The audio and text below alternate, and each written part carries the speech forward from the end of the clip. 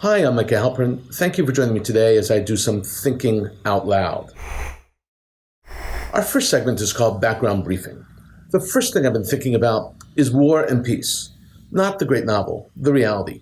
On paper, the Arab world and Israel and the Arab world and Jews have been antagonists, but that's only on paper. In reality, historically, Arabs and Jews have found ways to live together, thrive together, and just be together.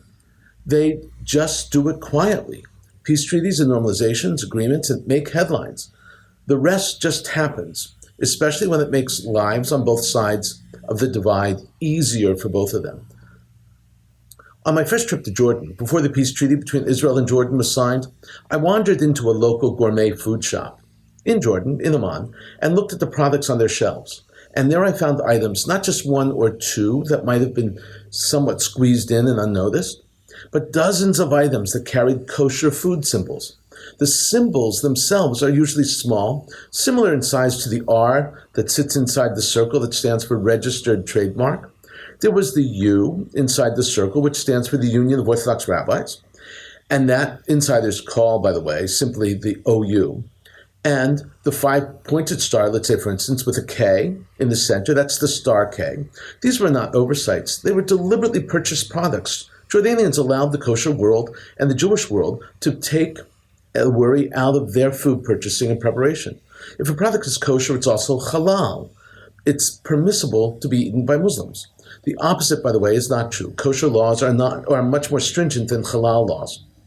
Jewish symbols do not frighten the Jordanians, and those products are still on Jordanian food shelves today. But for many, Jewish labeling is not the same as Israeli labeling, and there has been a recent brouhaha brought to life by the BDS, Boycott, Divestment, and Sanctions movement, about labeling the purchasing and carrying Israeli products and products made in Israel's Judea and Samaria, known to the world as the West Bank. And yet, today, the words "made in Israel" are not frightening to those forward-thinking Arab nations, not only willing, but also eager to forge normalization agreements with Israel, the Jewish state. Bahrain's Minister of Industry, Commerce and Tourism, Zayed bin Rashid Al Zani, said it outright. He said that Bahrain has no problem labeling settlement products as made in Israel and purchasing and using these products. While on a visit to Israel, he told Reuters, quote, "We will treat Israeli products as Israeli products, so we have no issue with labeling or origin," unquote. Palestinian leadership decried the Bahraini statement and claimed that Bahrain would, quote, be contradicting international and UN resolutions. But Bahrain did not care. The Palestinian reaction left them unfazed. Bahrain is set to do about 220 million in regular imports during the first year of their new agreements with Israel. That does not include tourism and military deals, which will far exceed that amount and is expected to double, if not triple, that figure. And they want even more from Israel.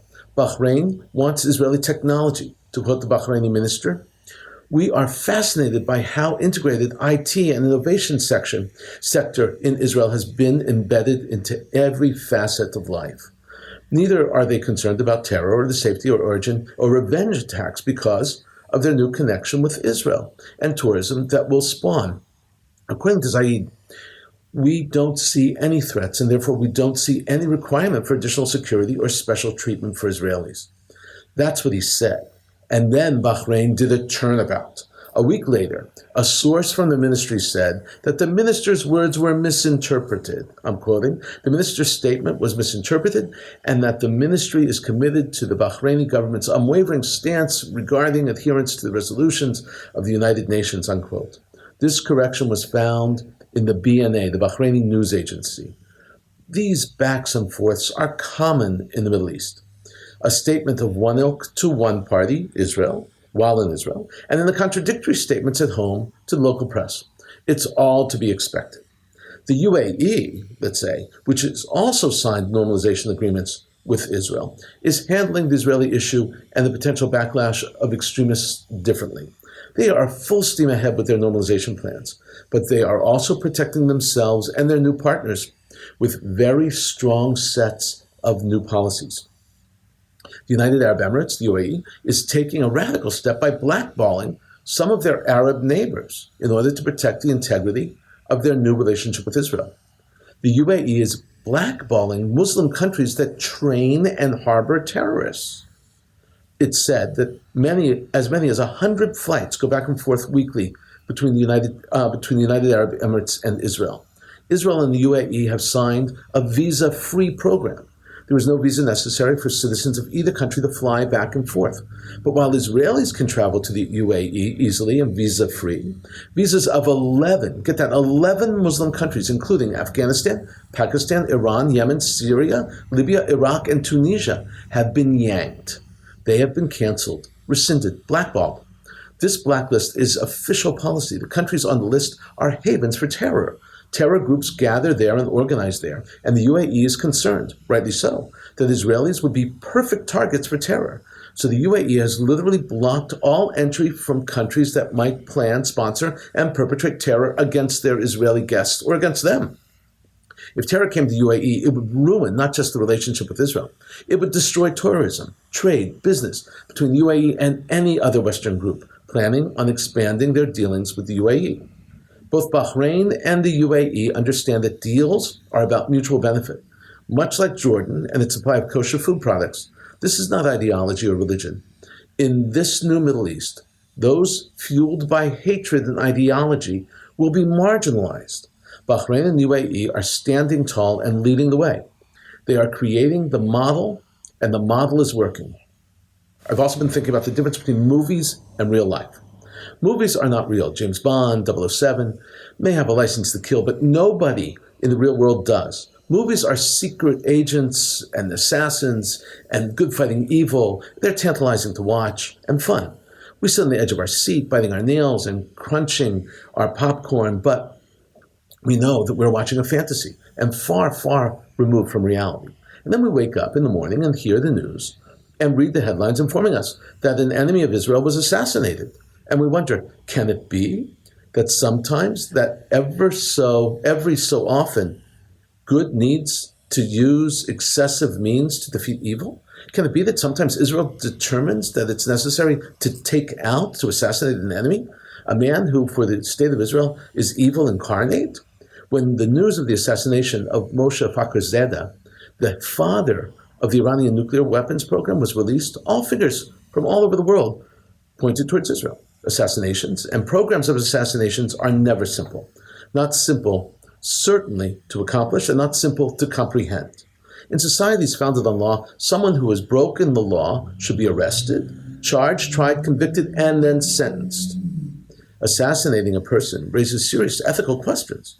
Assassinations for revenge is not ethical.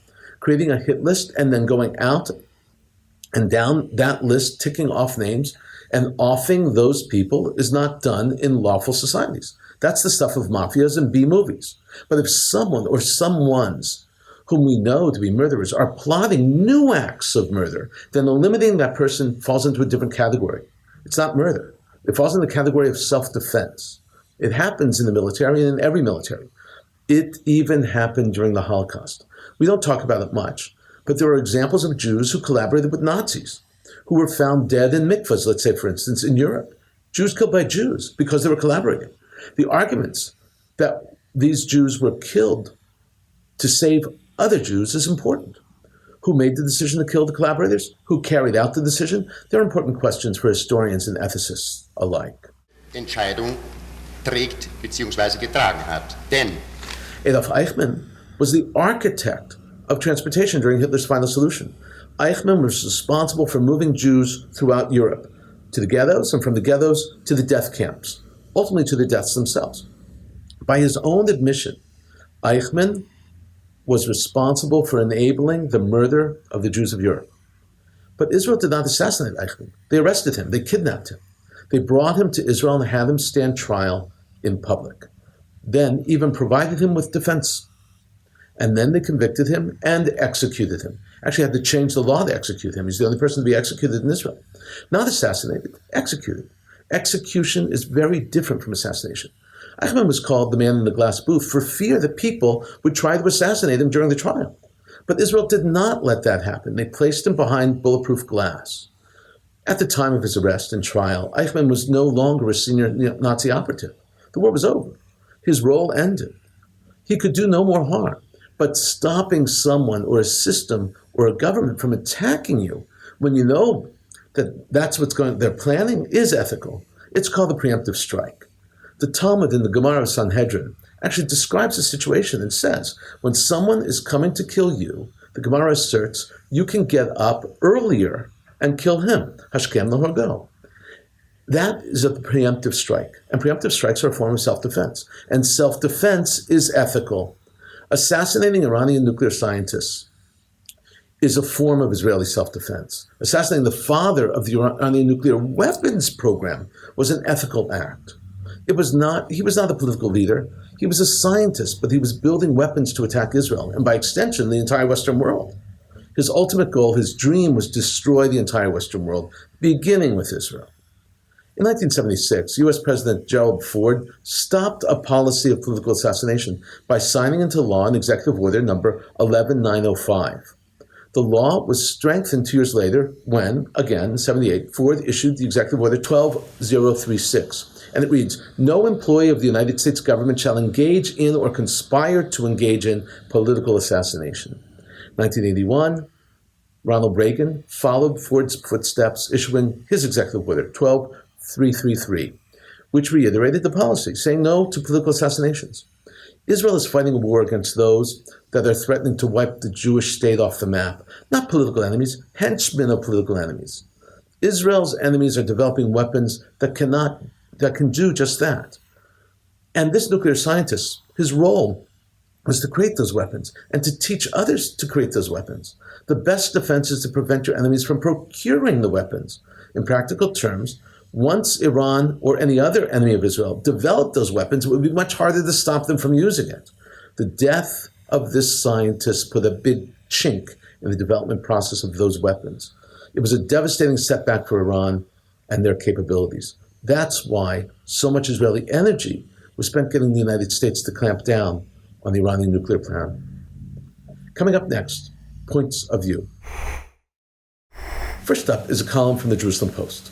Because it's the Jerusalem Post, the paper can do what other papers can't do. They run pieces that would normally not be found in other papers. They run columns about Jewish history, about tradition, about issues and items that are significant to Jews and Israel, not just news. I write a regular column for the Jerusalem Post, so I'm well aware of this, and I do it very often, write about different issues. They have a far more consistent and stable set of writers approaching Jewish ideas.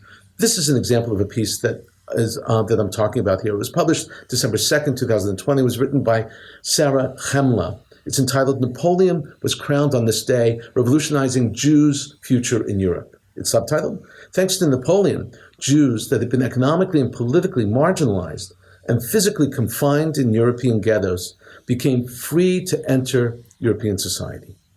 Chemla begins. On this day in history, December 2nd, 1804, French leader Napoleon Bonaparte was crowned as France's emperor, ruling the first French empire established a few months earlier when he was granted the emperor title. The coronation of Napoleon I, which took place 216 years ago at the Notre Dame de Paris, great grand cathedral, in the presence of Pope Pius VII, made the 35-year-old Corsican-born leader the first Frenchman to hold the title of French emperor in 1,000 years. Chemla now gives some important historical perspective about Napoleon. She writes, known as one of the greatest military strategists in history, Napoleon rapidly rose in the ranks of the French Revolutionary Army during the late 1790s. Napoleon's civil code, established in 1804, is maybe one of his most important and lasting contributions, mainly, but not only, reforming French law. It is considered as one of the few documents that have influenced the whole world. Now Chemla explains the Jewish significance of Napoleon and his revolution, that Napoleon emancipated the Jews. In describing the Napoleonic civil code, she writes that it was, quote, written at a time in history when discrimination was rampant. The Napoleonic Code also helped to liberate Jews, Protestants, and Freemasons by granting them religious freedom, initiating the emancipation of Jews across Europe at the same time. Chemla explains through Napoleon's conquest of Europe, everywhere he conquered, he freed the Jews, she writes.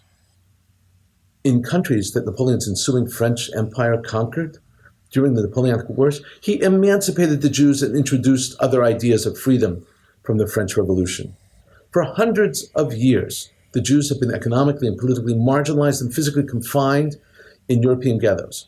But thanks to Napoleon, they were free to enter European society for the first time. He revoked old laws restricting Jews to reside in ghettos and lifted laws that limited their rights to property, worship, and certain occupations. Chemla explains that Napoleon raised Judaism to the level of Catholicism and Protestantism, making them all equal. She writes, in France, for the first time in history, Jewish communities had a legal and political situation recognized by the state, organized on the centralized and hierarchical authority created in 1808. The National Israeli Consistory integrated French Judaism into recognized cults next to Catholicism and Protestantism. Chemla concludes that until today, the Jews of France are represented by the Israelite Consistory, just like in the days of Napoleon. In her words, following the separation in France of religion and state in 1905, the Israelite Consistory lost its public status, but continued to live on until today as an institution representing the Jewish community in France. Next up is a column from Zocolo, a public square, an ASU knowledge enterprise connecting people to ideas and to each other. This piece is by Scott Seligman and was published November 5th, 2020. The title is, If You Participated in a Community Protest or Consumer Boycott, You Can Thank the Great Kosher Meat Strike of 1902. Yes, it's about the Great Kosher Meat Strike of 1902, and it really did become the model for demonstrations. And it's actually involved women, which was unbelievable. It was a women's strike. The New York Free Beagle actually said, it was a popular newspaper at the time, they paralleled it to the Boston Tea Party. This column is more of a story than a column, but it's very interesting nonetheless. This is how Seligman begins.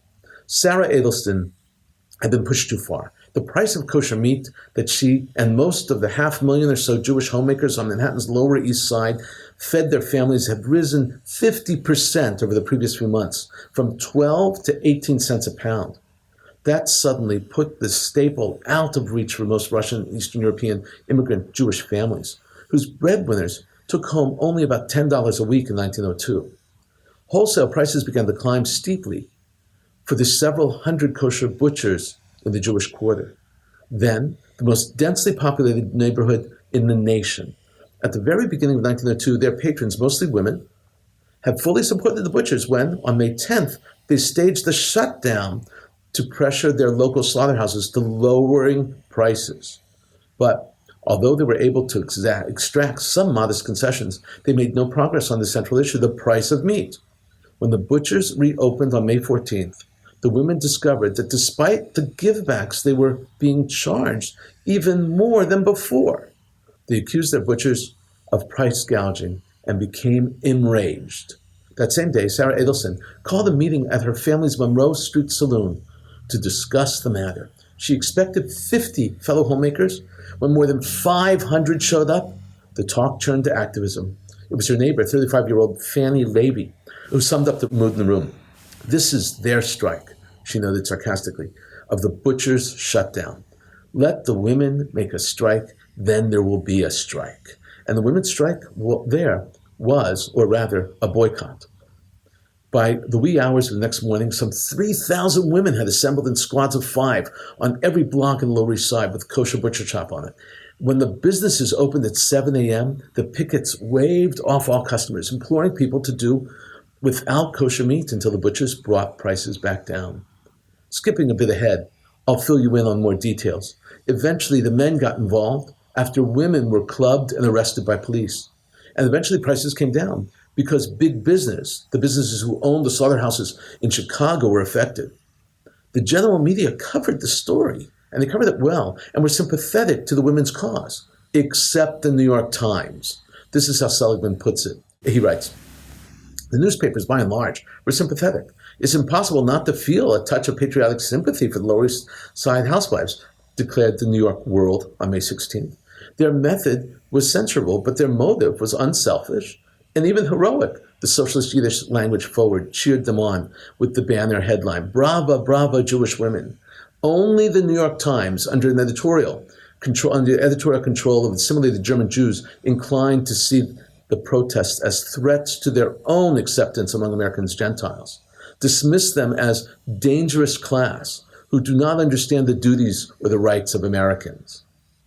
Seligman now concludes, the spirit and grassroots tactics of the Great Kosher Meat Strike of 1902 would be applied successfully in the early decades of the century in rent strikes, community protests, labor actions, and suffrage demonstrations.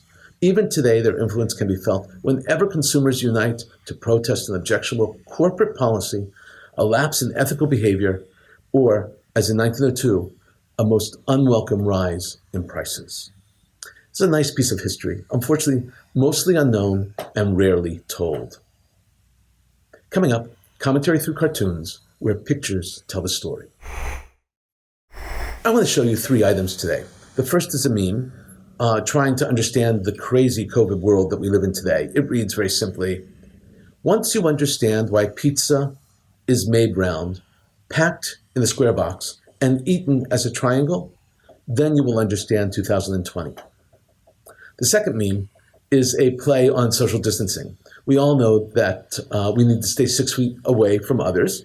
And this meme reads, things I need to stay 6 feet away from. Refrigerator, Mexican food, credit card, Amazon. How true. COVID has been a boon for online shopping and weight gain. Although I hear there are people who lost weight during COVID, I do not know any of them. People I know have gained weight during COVID, except, unfortunately, for those who actually suffered and got sick. The final piece is a clip from The Munsters. This comedy show ran only for 2 seasons, in 1964 and 1965, but its impact was great. The show wasn't still as hilariously funny. It's exactly the same premise as The Addams Family. In this short clip, Herman and Grandpa are talking about rigging a local election. It doesn't matter which side of the aisle you're on in this. The snippet is poking fun at voting machines. It's very funny. The scene is called Rigging an Election. They all have to go. The mayor, the city council, and even the dog catcher. And this machine I'm working on will do it. It's my magic remote control voting machine. The election's next Tuesday, and I'm voting against the whole ticket. How's the machine coming, Grandpa? Herman, when I've got this machine finished, every time we cast a vote here, it will automatically be registered in every voting machine in the city. It won't be a landslide, it'll be an avalanche. In a moment, more of my own perspective and a few predictions. Recently, Bahrain hosted the Bahrain Security Summit. Present was Israel's Foreign Minister, Gabi Ashkenazi, as well as many of the most important players in the Middle East.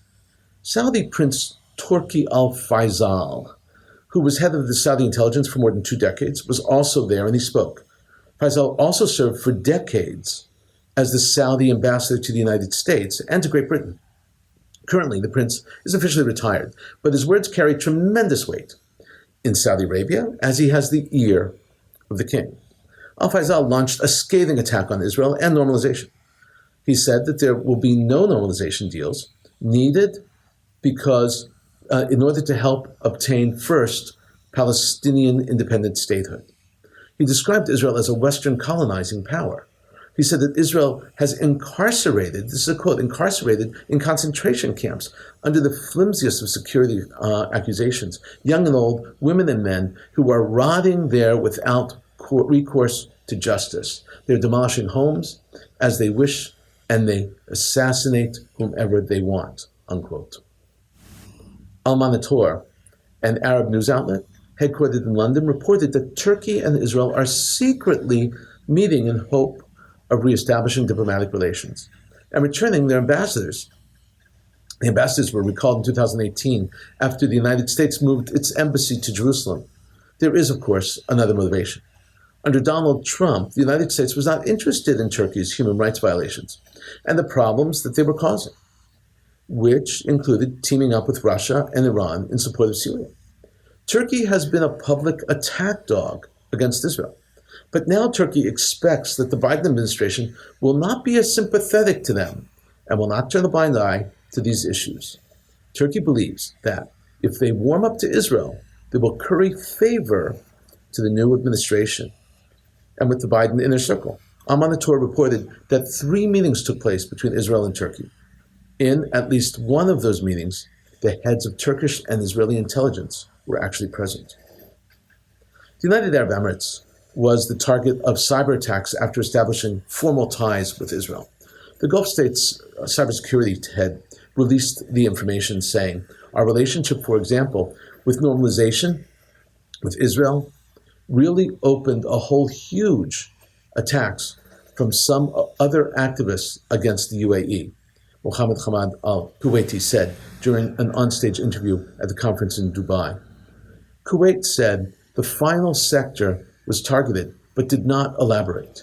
He did not say if any of the attacks were successful or provide details on the perpetrators. He also told the conference that the number of cyber attacks in the UAE increased sharply after the start of the coronavirus pandemic. Kuwaiti said traditionally many attacks in the region originate from Iran. In September, Abu Dhabi announced that they will open an investment office in Israel. That was back in September. Now they're about to do it. The state-run Abu Dhabi Investment Office, the ADIO director, Tariq bin Hendi, told the UAE-Israel conference in Dubai that, quote, it's very exciting for us because we will have that office open in a few weeks. Excitement is palpable. There's no question. Abu Dhabi has already made inquiries into investments, and they have already set up meetings and lined up several projects in Israel. Israeli investment groups are working hand in hand with Abu Dhabi. These groups identify possible projects and propose them to investors. We're talking about an injection of hundreds of millions of dollars, if not billions of dollars, of investments into Israeli technology. Israeli tech and Abu Dhabi investments can be tremendously powerful. These investments can potentially change the world. It's a marriage made in heaven. We've been thinking about a lot today. Now that you know what I've been thinking, let me know what you're thinking. Email me at micah@jbstv.org. Tweet me at Micah Halpern. Tell me what you think. Before we end, let me leave you with one picante piece of information. You mentioned Napoleon and the Jews. Napoleon literally ripped down the gates of the Jewish ghetto in Venice. Literally ripped them down. It was not that he loved Jews, because that's not the case. It was that the revolution, the French Revolution, abhorred inequality. The example par excellence of inequality in Europe was the treatment of the Jews. So for the revolution to be successful, the Jews needed to be freed. It's as simple as that. In 1807, to prove his point, Napoleon called an assembly of Jewish notables, a Sanhedrin of 70 rabbis, and he asked them 12 questions about what Judaism has to say about different things. For example, can Jews marry Frenchmen or French women? What is the role of the rabbis? Is it custom or law? What happens when Jewish law contradicts French law? Does Jewish law permit divorce, let's say, for instance? In the end, the Jews answered in a way that was seen as loyal to France, indicating that the Jews of France were not a separate nation within France, but French citizens who happened to be Jewish. This set the tone for Jews across the Western world, and to this very day. Thank you for thinking out loud with me, Micah Halpern. Let's think out loud again next week on JBS.